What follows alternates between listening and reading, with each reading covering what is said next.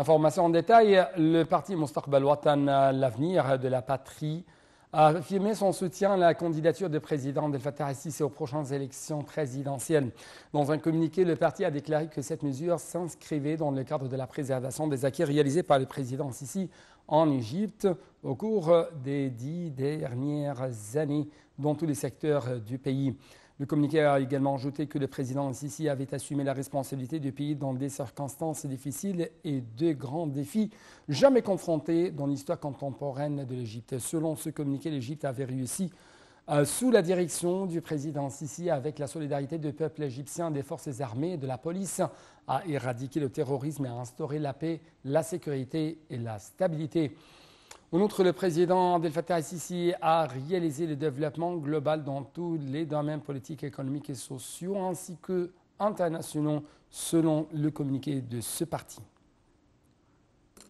Le Premier ministre égyptien, Dr Moustapha Madbouli, est arrivé ce matin à Johannesburg pour participer aux 15e édition du sommet des BRICS en Afrique du Sud au nom du président de la République, les puissances émergentes et des BRICS réunis en sommet.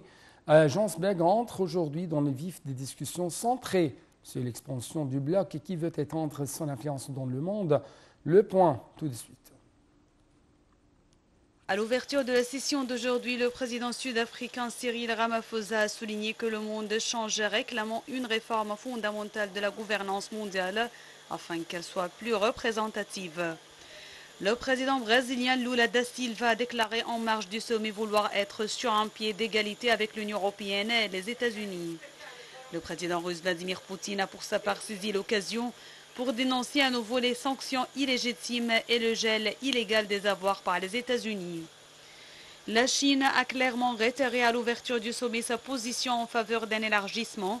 Pékin veut faire avancer la question de l'ouverture à de nouveaux membres, selon le ministre du Commerce dans un discours prononcé au nom du président Xi Jinping. L'Afrique du Sud et le Brésil sont sur la même ligne, tandis que Moscou, sous le coup de sanctions pour son invasion en Ukraine, a besoin d'alliés diplomatiques. Reste l'Inde qui se méfie de son rival régional chinois. Le Premier ministre Narendra Modi n'a pas abordé le sujet de l'élargissement au premier jour de la rencontre.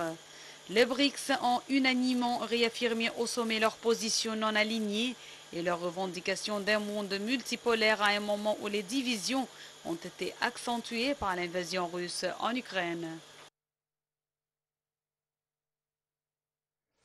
Le général Oussama Rabia, président de l'autorité du canal de Suez, a annoncé la réussite des remorqueurs du sauvetage maritime à renflouer l'un des deux pétroliers et qui ont subi des pannes lors de leur passage tôt ce matin dans le canal parmi le convoi du Nord. Le général Rabia a également affirmé que les activités dans les deux sens du canal sont revenues à la normale.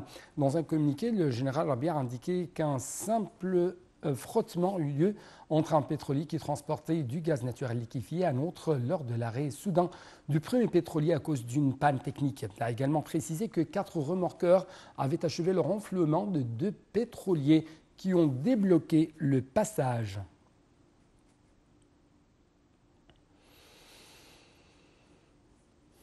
Sur le plan local, le parti politique Houmat el-Watan, gardien de la nation, a organisé une célébration aujourd'hui sous les auspices du président Abdel Fattah el-Sisi pour honorer les étudiants et distingués de Thanawiya Amma ou le bac égyptien, leurs familles.